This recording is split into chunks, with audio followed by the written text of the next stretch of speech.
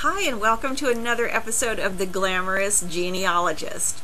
Okay, so this is my tinfoil hat episode where I expose a little bit of my craziness to you. Okay, I don't know if you've ever done this, but as a genealogist, you probably have gotten to the point in your research where you said, I have to go to this place where my ancestors are from. So you go, you make your plans, you get there, you're like walking through the family church or you're walking through the family home, and you have this intense feeling of having been there before. Like, you know this place. You could open a cupboard and find where the silverware is. You already know it. Have you had that happen to you? Because it's happened to me. But more so than that, I used to have this recurring dream as a youngster. I had it so many times it became part of the fabric of who I was.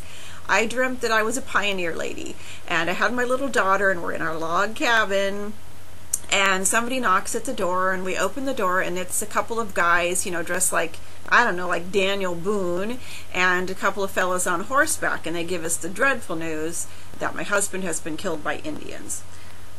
I should have had my tinfoil hat on for this. Okay, so yeah, that. Okay, so it's a dream, no big deal. Okay, then later on in life, when I was doing research, I found that my 10th great-grandfather was the well-documented Indian fighter, pioneer, revolutionary soldier, Captain John Baker. Captain John Baker was a pioneer of the Ohio River Valley. And I picked up a book to read more about him. I actually picked up a lot of books and read everything I could about him because I was fascinated by the history of what kind of a life that would have been back then. And I read a book which is historical fiction but strongly based on history by Alan Eckert, called that Dark and Bloody River. It was such icky words, I didn't want to say them. That Dark and Bloody River. It's a really fascinating book, but in there are some stories of the death of Captain John Baker and also of his son, and they were killed by Indians, and his retelling of that story is so much like my dream as to be almost unreal.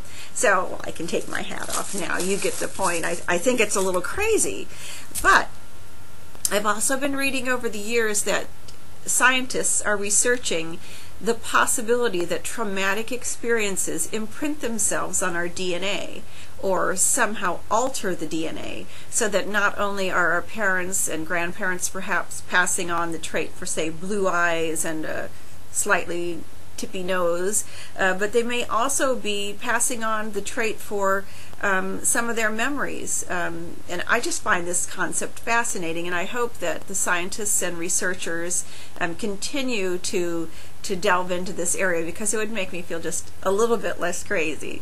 If you have any stories like this, I would absolutely love to hear them.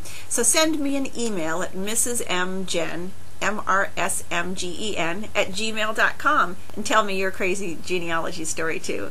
Have a great week. Thanks for stopping by.